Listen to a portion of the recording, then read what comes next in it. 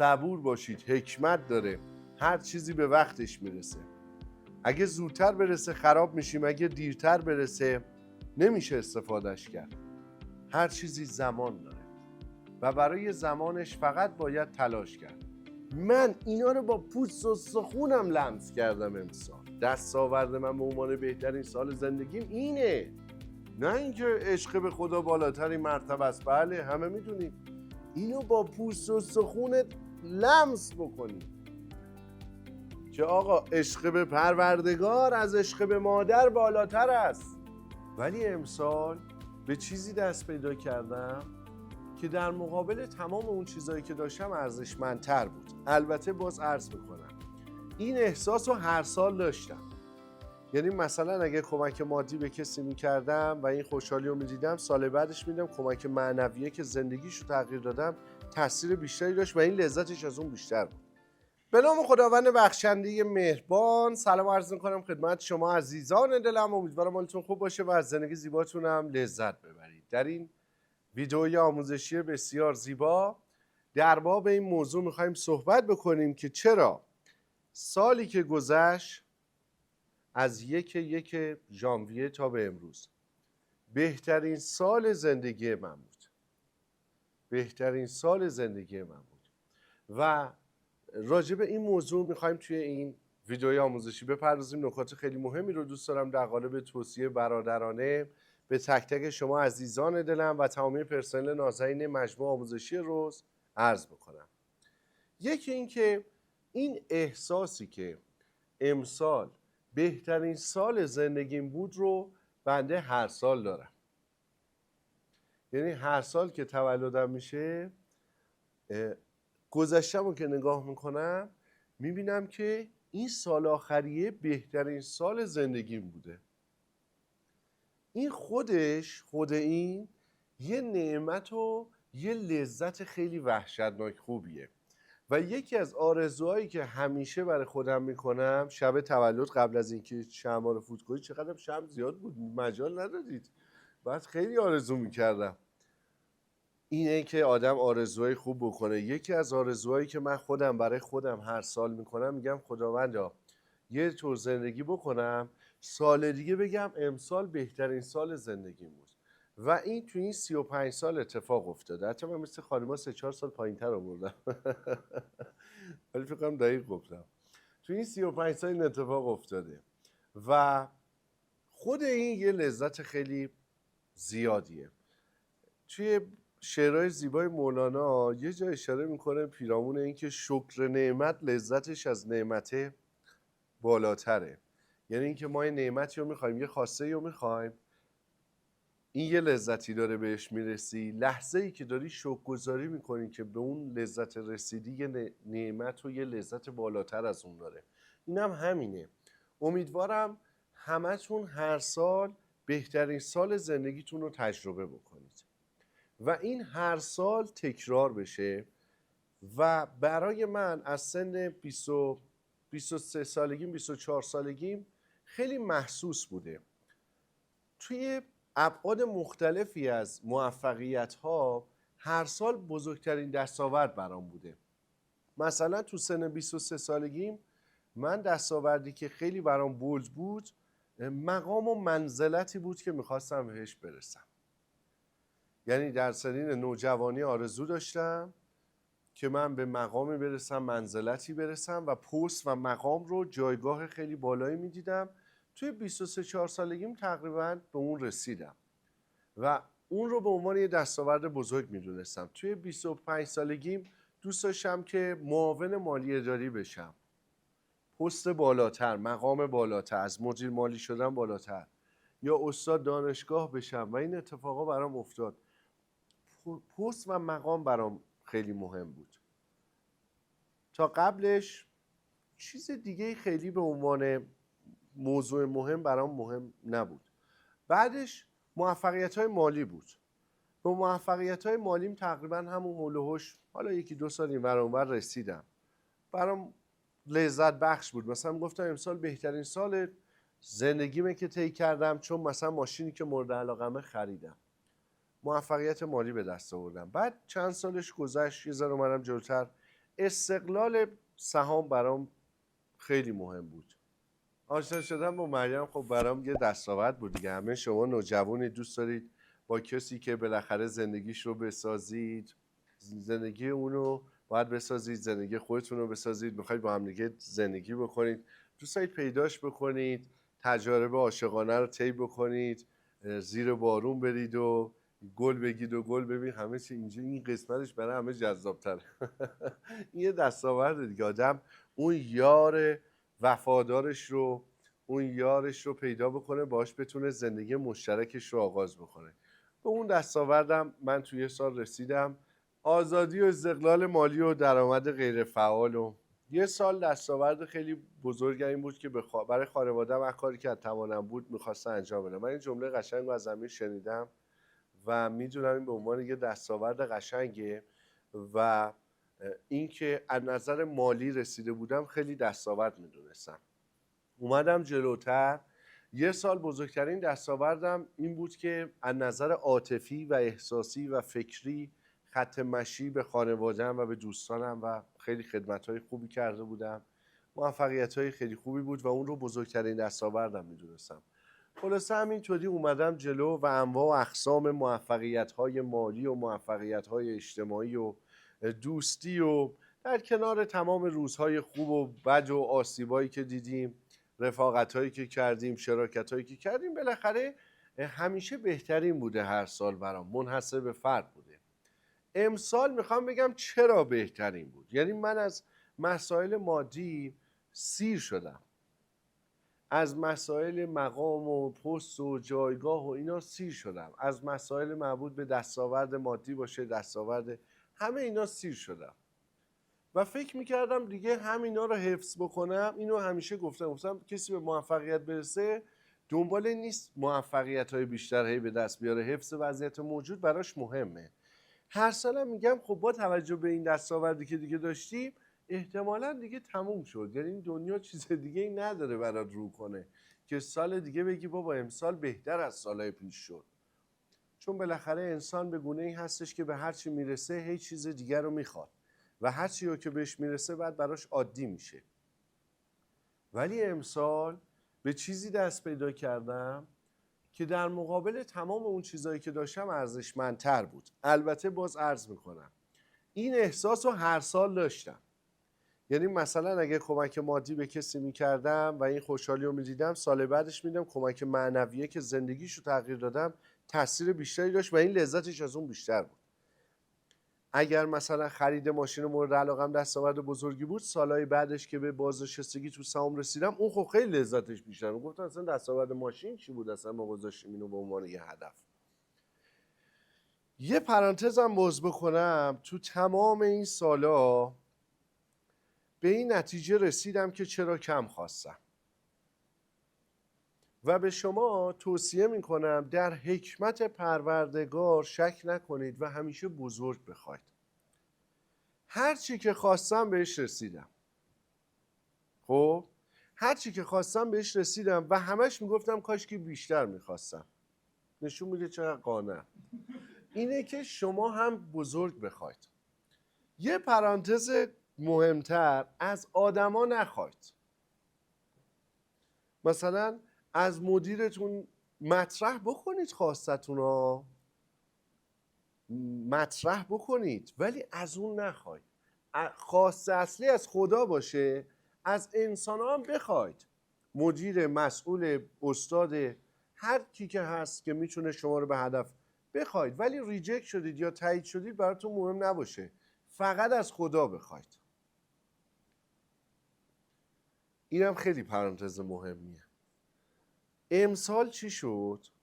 من همیشه توی دوران دبستان و راهنمایی و اینا خوش شیطون بودم دیگه، خیلی شیطون بودم. من ادبیاتم ضعیف بود و نمیتونستم شعر بخونم، نمیتونستم مثلا در سطح بالا مسائل ادبی رو مطالعه بکنم. فلسفه رو، اون قسمت‌هایش رو که میرسیدم به فیلسوفایی که خیلی ادبی مینوشتم به مشکل میخوردم، اصلا برام قابل درک نبود، قابل فهم نبود. و این رو دیدم انسان‌هایی که در سن مثلا بالا تازه شروع میکنن ادبیات خوندن و دکترای ادبیات گرفتن برای اینکه بتونن این کتاب رو بخونن.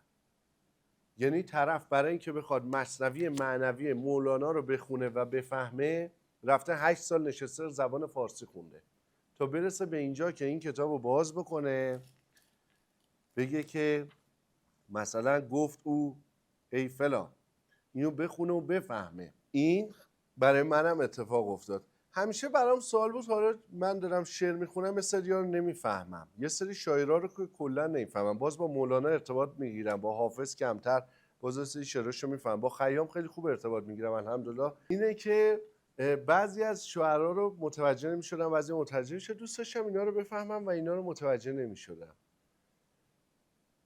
حامد یه سوال خیلی خوب ازم پرسید، پریروز بود یا دیروز بود، گفت آقا ما اگه بخوایم شروع بکنیم بخونیم ببینیم آقا اصلا مولانا واقعا چی گفته، مولانا واقعا چی گفته، خداشناسی چی میگه، از کجا باید شروع کنیم. این هدیه رو امروز شما لطف کردید برای من. من تا حالا کتاب مثنوی معنوی رو شروع نکردم بخوندم، ولی امسال بر حسب کارهایی که انجام دادم که تمام اون کارها کارهای انسانی بوده، به جایی رسیدم که تمام موجودات کره زمین شدن استاد من. ببینید قانون گلدون یه دوره آموزشیه، میگیم از طبیعت یاد بگیر دیگه. الان هممون داریم این گیاه رو نگاه میکنیم. تو سطح آخر شنیدن اینه که یک چیز داره با شما سخن میگه بدون اینکه حرفی زده بشه. سطوح اولش اینه که شما اصلا اینجا نشستید الان دارید گوش میدید و اصلا گوش نمیدید. سطح اولش اصلا گوش ندادنه. سطح دومش اینه که وانمود میکنی داری گوش میدی. سطح سومش اینه که انتخاب میکنی چی رو گوش بدی. یه سری حرفای منو گوش میدی، یه سری میره به فکر یار که بعد از ظهر کجا بریم، خدا کنه تو کافه چیز ارزون رو سفارش بده. سطح بعدیش اینه که همه رو گوش میدی، یعنی تمام توجه و تمرکز تمام سلولای بدنت، مغزت، چشمت، گوشت، همه تو لحظه حاله. سطح آخرش اینه اون چیزایی که من نمیگم هم میشنوی. سطح پنجم شنیدن در طبیعت برای من در سال جاری اتفاق افتاد. یعنی این گل رو نگاه میکردم یه چیزی به من یاد میداد، انگار که به فکر من خطور میکرد که یک چیزی از این یاد بگیرم. کتاب رو نگاه میکردم یه چیزی متوجه میشدم، میز رو نگاه میکردم، طبیعت رو نگاه میکردم، آدم ها رو نگاه میکردم، گویی که عالم و آدم شدن استاد من. این انقدر شدید شد که نه تنها در دورانی که در تایمایی که بیدار بودم، در خوابم هم ادامه داشت. من تو خوابم یاد میگرفتم، بیدارم بودم هم یاد میگرفتم. راجب چی یاد میگرفتم؟ راجب ثروت‌های اصلی. من رشته‌ام رشته حسابداریه دیگه، راجب ثروت مادی و ایناست. متوجه شدم که بابا ثروت مادی اصلا کلا هدف از موفقیت مالی اینه که فراغ بال ایجاد بکنه بری دنبال ثروت معنوی. در صورتی که من تو سالهای قبلی دستاورد بزرگ و بهترین سال زندگیم رو سالی تعریف میکردم که دستاورد مادی داشتم. امسال فهمیدم بابا دستاورد مادی به این درد بخوره که تو بری به سمت معنویت، ولی به چه درد بخوره؟ این که ته نداره که. امسال فهمیدم ثروت اصلی ثروتیه که نمیشه اندازه گیریش بکنی. سالهای قبل انقدر نادون بودم میگفتم مثلا صحبت کیفی با من نکن، فقط کمی با من صحبت کن. اصلا چیزی که کیفیه که نمیشه اندازه گیری بکنی، که به درد نمیخوره بریز دور. اصلا امسال فهمیدم بابا چیزی که اینقدر ارزشمند و بزرگه نمیتونی با هیچ مقیاسی بسنجی و اندازه گیریش بکنی. اون از اینی که اندازه گیری میکنی خیلی مهمتره. فهمیدم مهمترین چیزی که تو داراییام هستش، هی ننویس ملک سهام زمین، اینو بنویس چقدر انسان داری تو، چقدر دل به دست آوردی.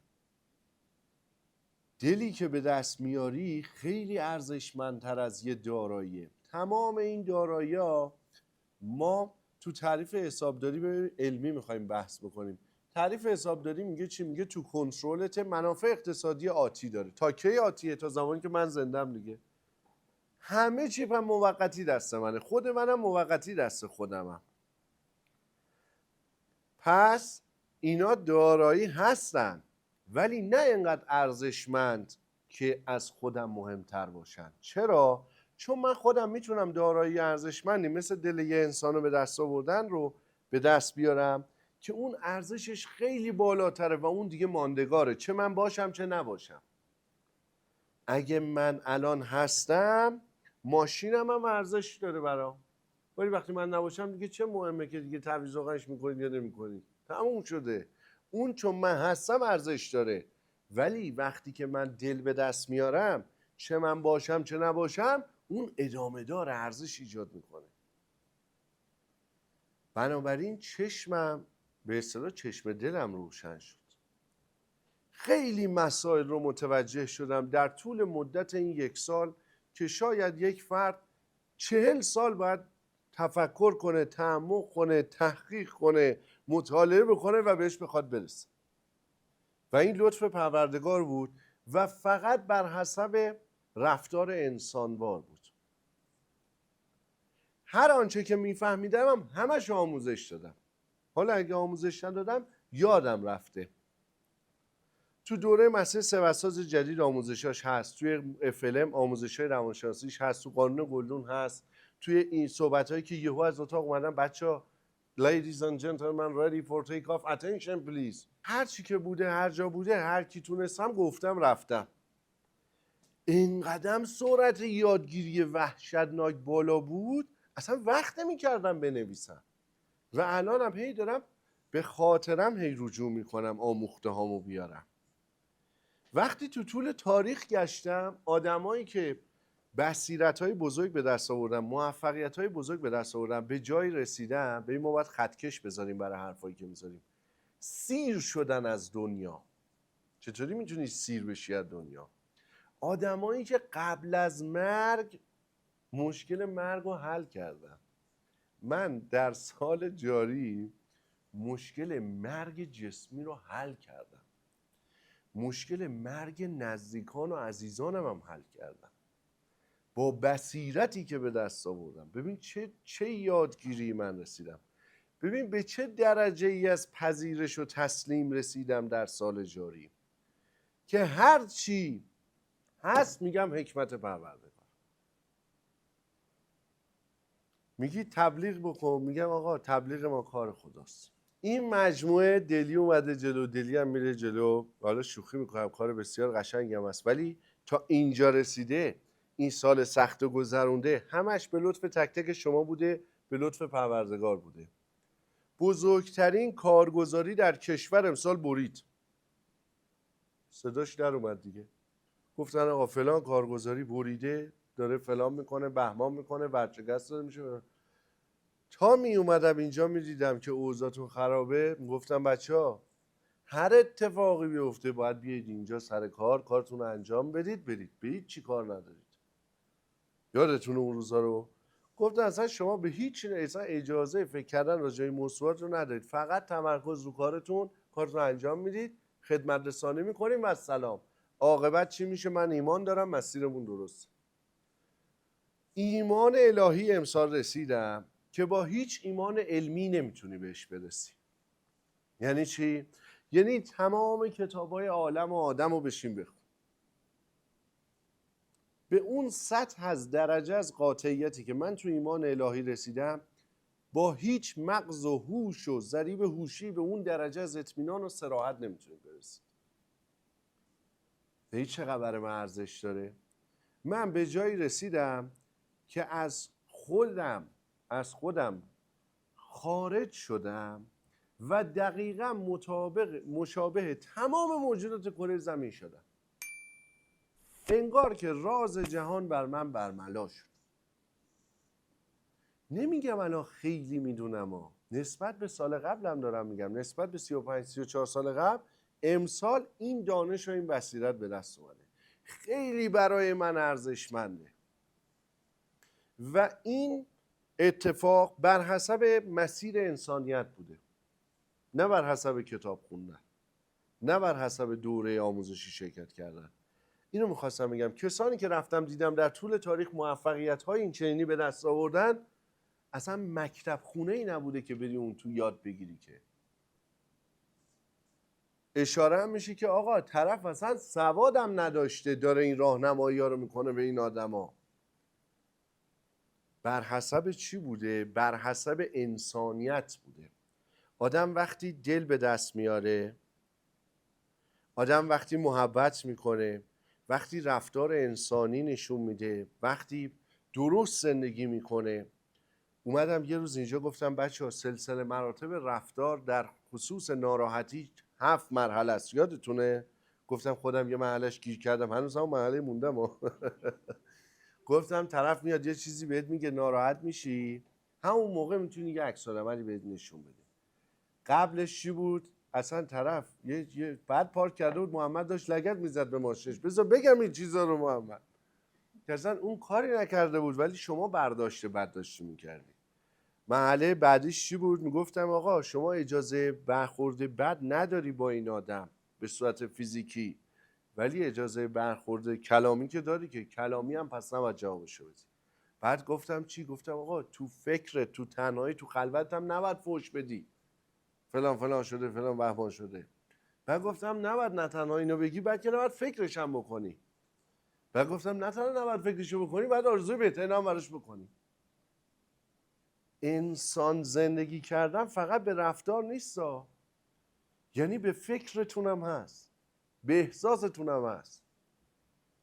یعنی این نیستش که من فقط کار خیر بکنم، هر کی ناراحت میشه برم تو اتاق برم بشینم فوشش دادم. این نیست. خیلی باید خالص باشی. عین تمام موجودات کره زمین. مهمترین خطکش موفقیتی که میتونم بهتون بدم اینه که دقیقاً مشابه تمام موجودات کره زمین بشه. الان بردارید به این گل ناسزا بگید چیکار میکنه؟ ادامه میده. قیچیش کنید چیکار میکنه؟ ادامه میده. اینم میاد شما رو قیچی میکنه، اینم میاد به شما ناسزا میگه. فقط تو طبیعت میگه با تفکر به مخلوقات نگاه کن. فقط تو طبیعت پاسخ همه چی هست. و جالبیش چیه؟ به معنای واقعی فهمیدم اشرف مخلوقات یعنی چی. اشرف مخلوقات که انسان هستش یعنی اینکه تمام ویژگی‌های تمام چیزهایی که در این عالم هستی به وجود اومده رو شما میتونی با هم دیگه داشته باشی، چیزی داشته باشی که اینا نمیتونن داشته باشن. این میشه اشرف مخلوقات. تمام محوریت این مسیری که طی کردم پیرامون خودشناسی بوده. هرچی خودتون رو بشناسید، ویژگی‌های منفی خودتون رو کار بکنید، رفتارها رو درست بکنید، افکار رو درست بکنید، احساسات رو درست بکنید، مهربانی رو ترویج بدید، خیرخواهی رو ترویج بدید، کمک بکنید، چه فکری، چه ذهنی، چه انگیزشی. کاری که ما برای تمام دانشجوامون تو سال جاری کردیم تمام انگیزه بود، امید بود. چیزی که سخت پیدا میشه رو ساختیم، حفظش کردیم، ثابت کردیم که موهوم نیست، ثابت کردیم که واقعیه، مسیر موفقیت رو نشون دادیم. اینه که هر چی میخواید موفق بشید خودشناسی کنید، پوینت های منفیتون رو پیدا کنید، اصلاح کنید. انسان مملو از ویژگی های مثبت، هممون هم ویژگی های منفی داریم. مسیر رسیدن به کمالم ته نداره. مسیر رسیدن به کمالی وجود نداره به نظر من. مسیر رسیدن به کماله. باید همینجوری ادامه بدیم. هممون دانشجوییم.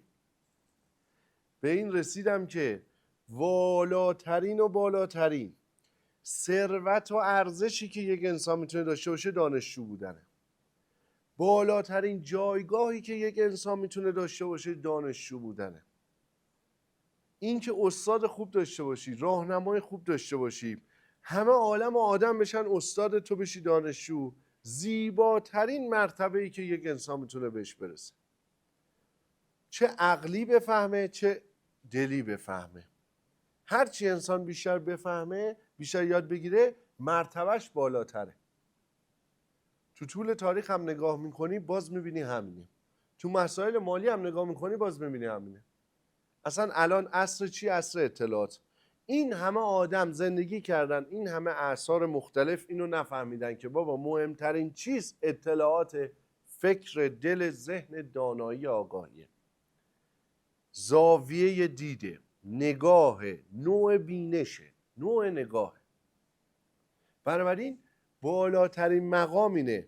پس شما نه تنها بایستی تلاش بکنید برای دانشجو بودن، بلکه باید پیش نیازهای دانشجو بودن هم مهیا کنید. پیش نیاز بودن دانشجو انسانیت.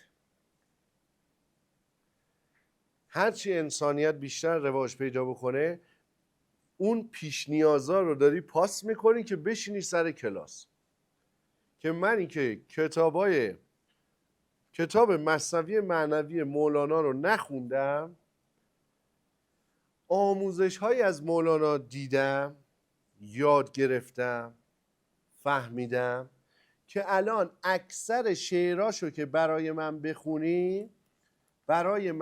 بخونی با خوندنش میفهمم چی داره میگه مولانا. این اتفاق برای من تو سال جاری افتاده. حالا نه تنها خودش، مابقی اکثر شعرا رو هم میفهمم. نه تنها اکثر شعرا رو میفهمم، اکثر فیلسوفا رو هم میفهمم. اصلا اکثر کسایی که ادعا دارن خیلی فهمیدن و اظهار نظر میکنن هم میفهمم. اتفاق جالبی که برای من افتاده اینه که من دانشجو هستی شدم و این یک ارزش بسیار بالایی برای من داره. برای من بچه‌ها انقدر ارزشمند بوده. ببین دستاورد به دست میاری، موفقیت به دست میاری، باید یک کلمه پیدا کنی برای شادیش دیگه. یک کلمه ای من بهش رسیدم که تا به امروز فکر نمی کنم در وصف شادی از اون بالاتر بتونم پیدا کنم. با توجه به اینکه دستاورد به دست آوردی، چه کلمه ای برای وصف شادیتون به کار میبرید؟ یکی میگه خدایا شکرت، درسته؟ یکی میگه دمم گرم. بگید دیگه، سالمید. چه کلمه ای برای وصف شادیتون به کار میبرید؟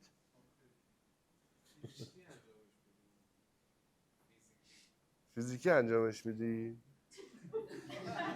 بی تربیتیه؟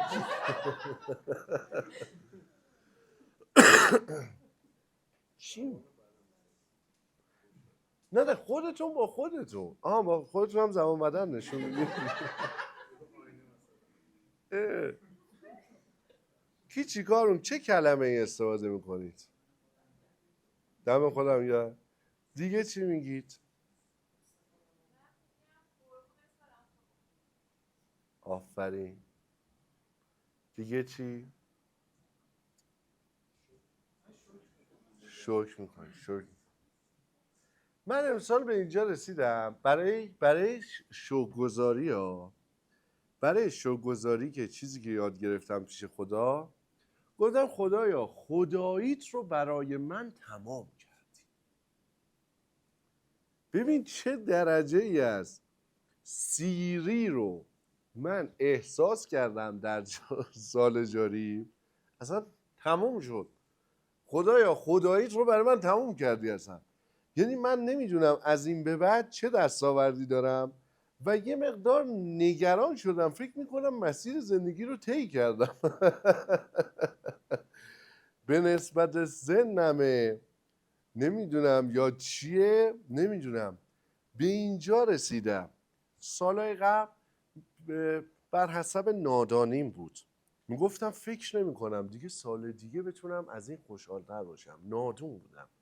امسال بر حسب فکر کنم دانایی زیاده، میگم نمیدونم دیگه سال دیگه چی میشه و اینکه چه اتفاقی میخواد برای من بیفته، چون من به اینجا رسیدم که خدا خداییش رو برای من تموم کرده. و این جمله رو که این فکر میکنم برای من تا به این علم، به این آگاهی، به این بصیرت، به این درجه از فهم و شعور این تهشه، این تهش تو دنیای منه. امیدوارم سال دیگه بتونه دنیا بزرگتر بشه. امیدوارم باز هم تو مسیر دانشجویی بتونم ادامه بدم. دانشجو بودن یه بحثه، دانشجو شدن یه بحثه، دانشجو ماندن یه بحث دیگه است. این که ما بیایم تئوری بگیم باید رفتار درست داشته باشیم خیلی قشنگه، عملیش بکنیم و بتونیم عملمون رو حفظ بکنیم. و باز تاکید میکنم فقط رفتار نیست، فکر و احساس هم هست. فکر و احساس هم هست. بنابراین موندن تو شرایط دانشجو بودن بیشترین، بهترین، قشنگترین، بزرگترین چیزیه که من الان میخوام و در کنارش میخوام تلاش بکنم برای سال جدیدم. تلاش بکنم انسانیت رو بیاموزم. تلاش بکنم در زندگی سیکل بالاخره بگیریم. ما بگیم آقا ما تو زندگی هم یه سیکلی گرفتیم. هی نگیم دکترای حسابداری حساب چه درد میخوره اصلا. تو زندگی بتونیم یه سیکلی بگیریم، به دیپلمی برسیم، به فوق دیپلم شبانه پولی برسیم. یه مدرکی تو زندگی برسیم. هم میخوام خودم تلاش بکنم، هم میخوام کارایی بکنم که فکر میکنم مسیر درست انسانیته. حرف بد نزنم، بی احترامی نکنم، عصبی نشم، ناراحتی نکنم، نمیدونم، بتونم که به اونجا برسم که واقعا مسیر رشد شخصیتی رو طی بکنم. هم خودم تلاش میکنم به صورت عقلی کتابشو بخونم، تفسیرشو میخونم، دیدگاهشو پیدا میکنم. فقط هم خطکشم عالم هستیه. تنها خطکشی که هر کسی، مولانا باشه، هر کسی باشه، استاد من باشه، الگوی من باشه، فقط طبیعت پروردگاره. هر چی تو مخلوق خدا ببینم، تو نشانه خلقت ببینم درسته، درسته. مخالفش ببینم غلطه. فقط هم میگم خدا. بنابراین حضور پروردگار رو من تو این شرکت به شما میگفتم، احساس میکنم. حضور پروردگار، حمایت پروردگار رو من احساس میکنم. و اینها بزرگترین ثروتیه که یک انسان میتونه به دست بیاره، در کنار مسائل مالی که خیلی شیرینه. بنابراین امیدوارم چون نوجوانید به همه خواسته هاتون برسید.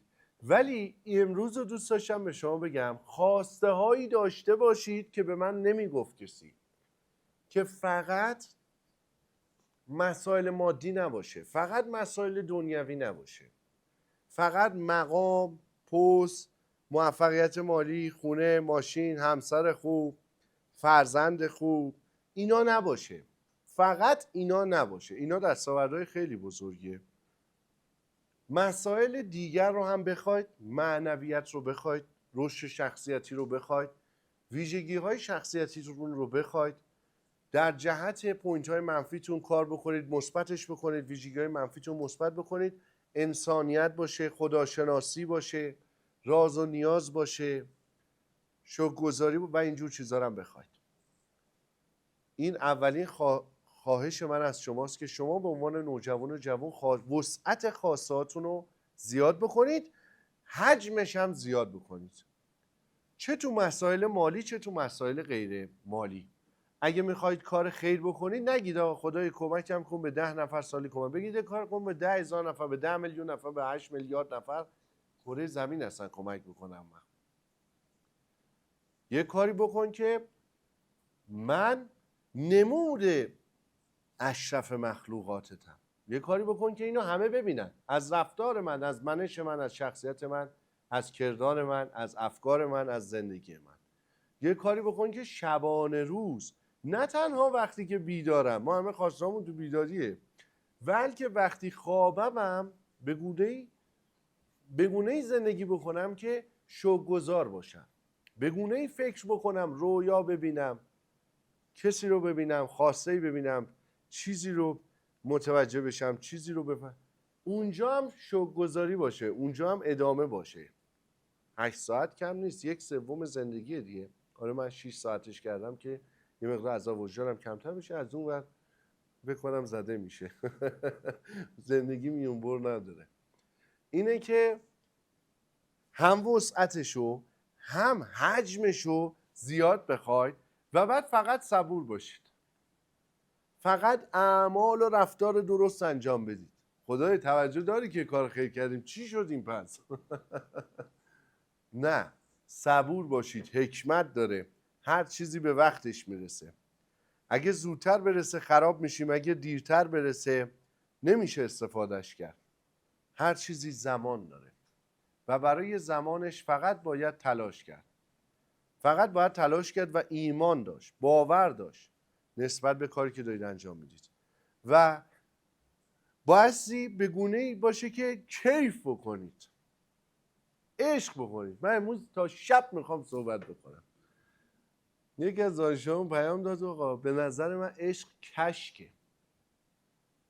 من الان همسرمو دوست دارم ولی اگه معتاد بشه دیگه دوستش ندارم. برگرده به اعتیادش، الان ترک کرده. گفت به نظر من عشق کشکه. اینایی که میگی من نمیفهمم. میخوام به شما به عنوان جوونا و نوجوانای نازنین و برادرای خواهر گلم بگم عشق نه تنها کشک نیست بلکه ثروت اصلی عالمه.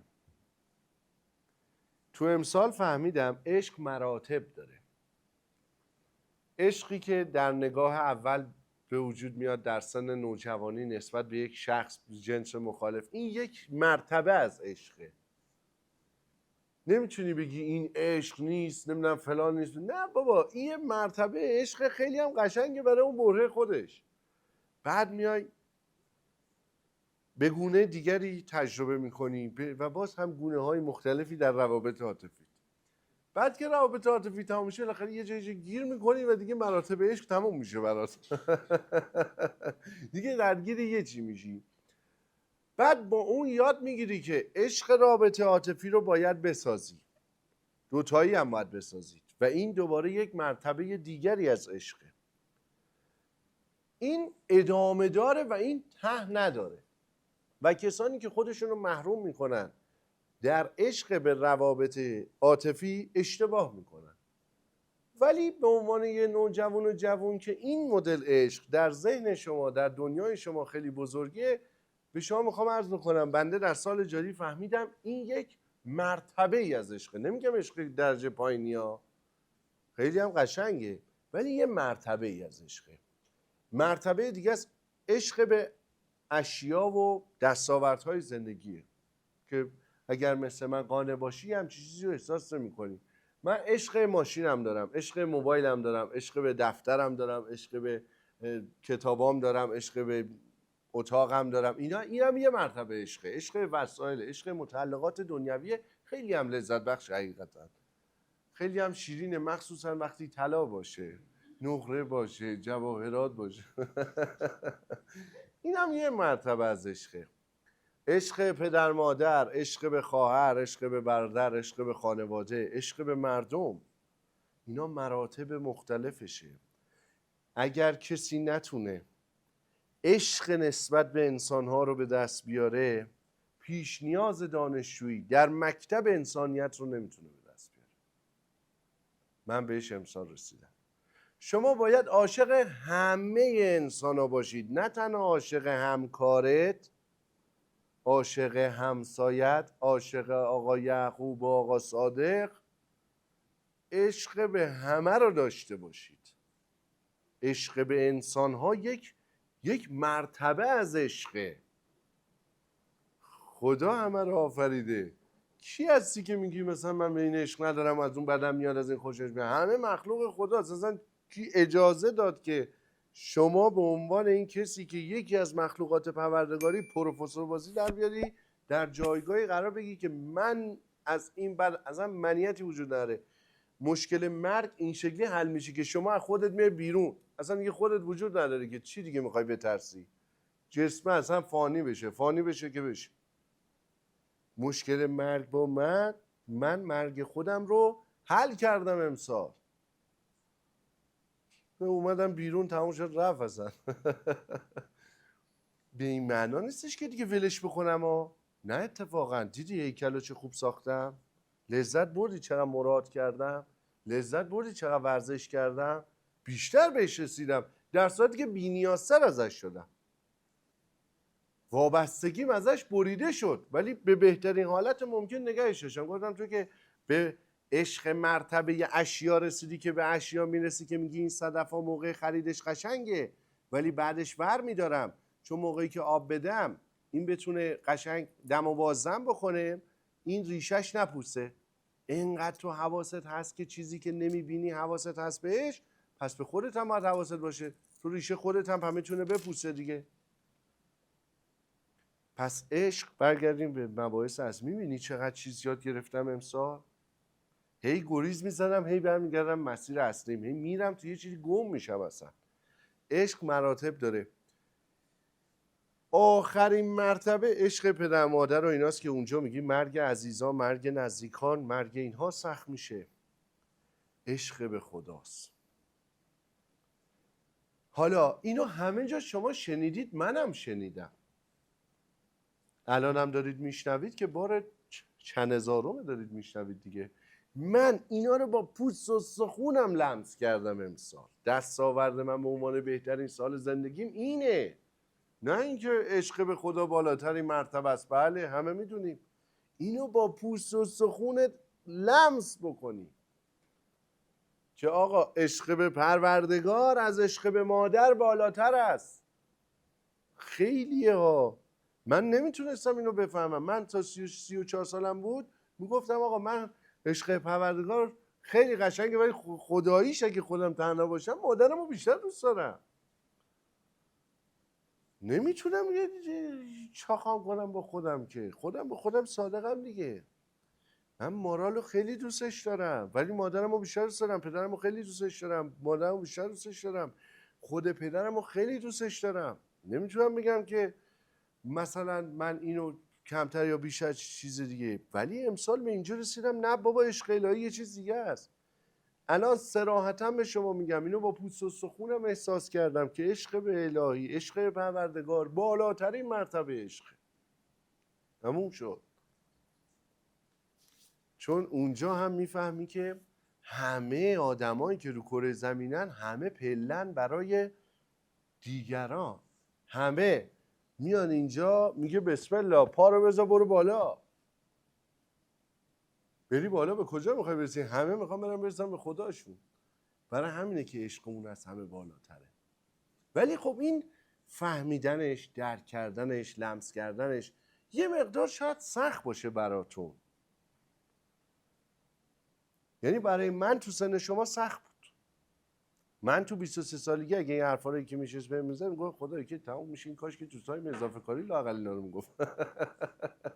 نمیدونم حالا برای شما چقدر اینا قابل لمسه، چقدر جذابه، چقدر جالبه، ولی برای من خیلی جالبه.